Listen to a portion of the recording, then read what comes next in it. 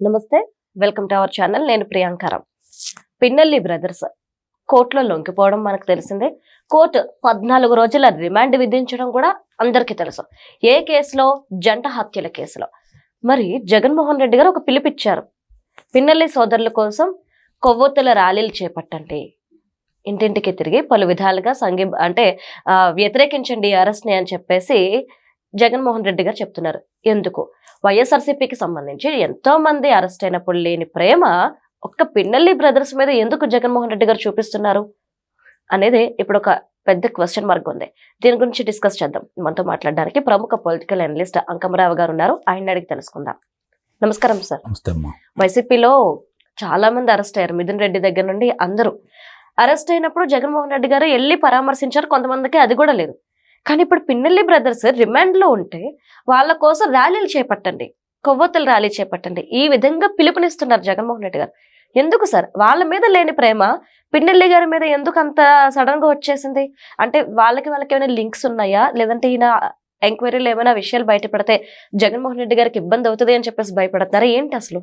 అంటే ముందుగా పిన్నెల్లికి సంబంధించి పిన్నెల్లి సోదరులు ఏ రోజు అచ్చెన్నాయుడు గారు లాగానో, రఘురామకృష్ణరాజు గారు లాగానో, లేదంటే జేసీ ప్రభాకర్ రెడ్డి గారు లాగానో, పట్టాభి లాగానో, చివరికి నారా చంద్రబాబు నాయుడు గారు లాగానో పిన్నెల్లి సోదరులను అదుపులో తీసుకోలేదు కదా. లేదు సార్. వాళ్ళు న్యాయస్థానానికి వెళ్ళారు, హైకోర్టుకి వెళ్ళారు, హైకోర్టు కాదంటే సుప్రీంకోర్టుకి వెళ్ళారు. సుప్రీంకోర్టు తాత్కాలికంగా వెసులుబాటు ఇచ్చింది. మళ్ళీ అదే సుప్రీంకోర్టు వీళ్ళు న్యాయస్థానం నుంచి ఈరోజు వెసులుబాటు లేకుండా పోయింది. ఎందుకు పోయింది?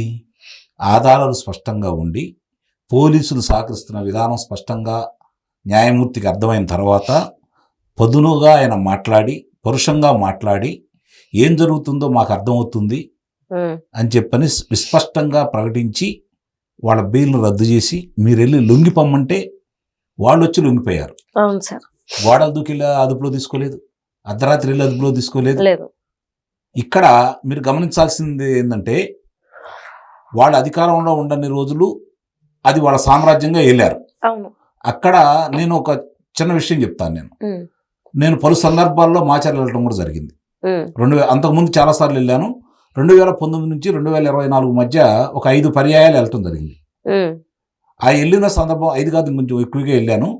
వెళ్ళిన సందర్భంలో మేము అక్కడ బస చేసిన చాటుగా చూసుకుంటా ఉంటే టీవీల్లో ఈటీవీ రావట్లేదు, టీవీ5 రావట్లేదు, ఏబిఎన్ రావట్లేదు. అప్పట్లో బ్యాన్ చేశారు సార్. ఏందని అడిగాను. ఇక్కడ ఇంతే సార్ అన్నారు. ఈనాడు పేపర్ రావట్లేదు, ఆంధ్రజ్యోతి పేపర్ కూడా రావట్లేదు. అంటే ఆ విధంగా నియంత్రించినటువంటి వ్యక్తి పిన్నెల్లి సోదరులు. ఇక ఆ రోజు ఎన్నికల సందర్భంగా చూసుకుందాం. గతంలో జరిగిన తర్వాత చెప్తాను నేను. ఎన్నికల సందర్భంగా అంతకుముందు మాచర్ల మున్సిపాలిటీలో ఎన్నికలు జరుగుతున్న సందర్భంగా, అక్కడ అన్ని ప్రాంతాల్లో ఎన్నికలు జరుగుతున్న సందర్భంగా, మొత్తం ఏకగ్రీవాలైన సందర్భంగా బుద్ధా వెంకన్న ఆయన అప్పుడు ఎమ్మెల్సీ, అలాగే మాజీ శాసనసభ్యుడు బోండా ఉమా గారు లాయరు, ముగ్గురు కలిసి అటు వెళ్ళారు. వాళ్ళు ధర్నాలు చేయడానికి వెళ్ళలేదు, హడావుడి చేయడానికి వెళ్ళలేదు, పరిశీలించడానికి వెళ్ళారు. వెళ్ళిన వ్యక్తిని తురగా కిషోర్ అనే వ్యక్తి అంత లావు దొంగ తీసుకొని ఆ అద్దాల కొడితే లాయర్ తలకి దెబ్బ తగిలింది. డ్రైవర్ చాకచక్యం వల్ల వాళ్ళు ప్రాణాలతో బయటపడ్డారు. వాళ్ళకి ఆ తురగా కిషోర్ అనే వ్యక్తికి మున్సిపాలిటీ చైర్మన్ పదవి ఇచ్చారు. ఎవరిచ్చారు? పిన్నెల్లి జగన్మోహన్ రెడ్డి. జగన్మోహన్ రెడ్డి ముఖ్యమంత్రి, రాష్ట్ర అధ్యక్షుడు ఆ పార్టీకి. పిన్నెల్లి స్థానిక శాసనసభ్యుడు. మరి వీళ్ళు కలిసి వాళ్ళకి ఇచ్చేసి అతని మీద బెయిల్బుల్ వచ్చేలా, అంటే బెయిల్ వెంటనే వచ్చేలాగా సెక్షన్స్ పెట్టి అతను మున్సిపల్ చైర్మన్ చేసి అతను పుట్టినరోజుకి పోలీసులు వెళ్ళి హడావుడి చేశారు. ఇది ఎవరి నేతృత్వంలో జరిగింది? ఆ రోజు ఖండించావా నువ్వు? లేదు. ఆ రోజు మాట్లాడేవా ఏమన్నా?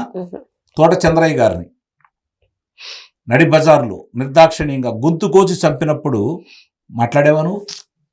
ఇవన్నీ కూడా ఇట్లాంటి కొన్ని వందలు ఉన్నాయి మాచర్ల నియోజకవర్గంలో. మీకు అదే మాచర్ల నియోజకవర్గంలో ఎన్నికల తర్వాత అంటే లోకల్ బాడీలు ఎన్నికలు జరిగిన సందర్భంగా ఉమ్, అన్ని గ్రామాలు ఏకగ్రీవంగా చేయించుకున్నాడు దౌర్జన్యంతో. ఓకే. తెలుగుదేశం పార్టీ ఆధిపత్యంగా ఉన్నటువంటి గ్రామాల్లో సైతం దౌర్జన్యం చేసి మిమ్మల్ని ఆ కేసులు పెడతాం ఈ కేసులు పెడతాం అని చెప్పని భయపెట్టి ఉమ్, ఏకగ్రీవం చేయించుకున్నటువంటి వ్యక్తి ఉమ్, పిన్నెల్లి రామకృష్ణారెడ్డి. ఈరోజు 31,000 తేడాతోటి ఓడిపోయాడు అక్కడ. ఏమైపోయింది నీ చాతుర్యం, ఏమైపోయింది నీ బలం? ఇన్ని చేశావు. ఉమ్, ఎన్నికల నాడు ఏదైతే పాల్వాయి గేటు అక్కడ ఎన్నికల సందర్భంగా వెళ్ళి పాల్వాయి గేట్లో ఈవీఎంలను పగలగొట్టావు. ఉమ్, దాన్ని అడ్డుకున్నటువంటి నంబూరు శేషగిరిరావు అనే వ్యక్తిని ఉమ్, బయటకు వచ్చిన తర్వాత అతన్ని కొట్టారు, గాయపరిచారు. ఉమ్, తర్వాత అతను చనిపోవడం కూడా జరిగింది. ఇవి చేసింది నువ్వే కదా. ఆ తర్వాత సరే దాన్ని వదిలేస్తే మాచర్ల మండలంలోకి ఉమ్, ఏ విధంగా దౌర్జన్యంగా వెళ్ళావు నువ్వు ఎన్నికలైపోయిన ఆ రోజు, ఎన్నికలైపోయిన సాయంత్రం మరుసటి రోజు. ఉమ్, ఆ తర్వాత వాళ్ళ తమ్ముడికి మీ ఇద్దరి మీద గృహ నిర్బంధం పెట్టేసి హౌస్ అరెస్ట్ చేస్తే ఉమ్, నువ్వు ఎలా తప్పించుకొని వెళ్ళిపోయావు? ఉమ్, ఇక్కడ గమ్మత్తు ఏందంటే న్యాయమూర్తి చెప్పినట్లు ఉమ్, వాళ్ళ వాహనం దొరికింది, వాళ్ళ ఫోన్ దొరికింది, ఉమ్, వాళ్ళ అనుచరులు దొరుకుతారు, కానీ వీళ్ళిద్దరు మాత్రం దొరకరు. దొరకరు. అంటే ఆ నియోజకవర్గంలోనే కాకుండా పోలీసు వ్యవస్థని వాళ్ళు ఎలా చెప్పు చేతుల్లో పెట్టుకున్నారో దీన్ని బట్టి మీరు అర్థం చేసుకోవాలి. అవును. ఇక్కడ ఆ రోజు హోంమంత్రి వేరే వాళ్ళైనా కార్యక్రమాలన్నీ నిర్వహించింది పిన్నెల్లి రామకృష్ణారెడ్డి. అవును. ఇది మర్చిపోవద్దు. కాబట్టి ఈరోజు అతన్ని గనక విచారణ చేసి చాలా విషయాలు కూపి లాగితే ఉమ్, ఇలా జాతకాలన్నీ బయటపడతాయి. కాబట్టి ఈరోజు జగన్మోహన్ రెడ్డి భయపడుతున్నాడు అని చెప్పని నేను భావిస్తున్నాను. ఓకే. అందుకోసమే ఇంత హడావుడి చేస్తున్నాడు. మీ శ్రేణులు పిలిచే బదులు నువ్వే వచ్చి రావచ్చుగా. ఎలాంటి వ్యక్తికి మద్దతు కోసం నువ్వు ఈరోజు పోరాడుతున్నావు? ఇంతకుముందు చాలా మందిని అదుపులో తీసుకున్నారుగా, అవును. వాళ్ళ కోసం ఇలాంటి హడావుడి చేయలేదుగా. ఇతనికి ఎందుకు చేస్తున్నావు? ఇది కారణం. ఇంకోటి, ఆ రోజుల్లో 2014-2019 వరకు తెలుగుదేశం పార్టీ, భారతీయ జనతా పార్టీ అధికారంలో ఉన్న సందర్భంగా గురిజాల నియోజకవర్గంలో ఈ సరస్వతి పవర్ అండ్ సిమెంట్ ఆ, కంపెనీకి భూములు తీసుకున్నారు, కొంత కేటాయించారు. ఉమ్, ఆ భూముల్లో పనులేమీ జరగట్లేదని, నిర్మాణాలు చేపట్టలేదని, నిర్మాణాలు చేపట్టినప్పుడు వాళ్ళకే ఇద్దామని చెప్పని అక్కడ ఉన్నటువంటి సన్నకారు చిన్నకారు రైతులు, బలహీన వర్గాల వాళ్ళు మళ్ళీ వ్యవసాయం చేసుకుందామని వెళ్తే నీ నియోజకవర్గంలోకి వెళ్ళి ఈ పిన్నెల్లి వాళ్ళ తలకాయలు పగలగొట్టాడు రైతులు. ఉమ్, అంతటి దౌర్జన్యం చేసినటువంటి వ్యక్తి పిన్నెల్లి రామకృష్ణారెడ్డి. ఉమ్, ఇవాళ అలాంటి వ్యక్తి కోసం జగన్మోహన్ రెడ్డి ఆరాట పడుతున్నాడు అంటే జగన్మోహన్ రెడ్డి గుట్టుమట్లన్నీ ఎన్ని ఉన్నాయో మీరు ఆలోచించుకోవాలి. అతని దగ్గర ఉమ్, అతను చేసిన 5 సంవత్సరాల మాచర్ల శాసనసభ్యుడిగా అతను నిర్వహించిన కాడి నుంచి ఉమ్, ఇప్పుడు అన్ని ఒక్కొక్క విషయాలన్నీ బయటకు వస్తున్నాయి కదా. కాబట్టి దీంతో పాటు రేపు పొద్దున ఎన్ని విషయాలు బయట పెడతాడు అన్న భయం కొద్దీ మాత్రమే చేస్తున్నాడు. ఇందాక నేను ఉదాహరించినట్లు అతన్నేమీ అర్ధరాత్రి పూట వెళ్ళి అదుపులో తీసుకోలేదు, ఇబ్బంది పెట్టలేదు.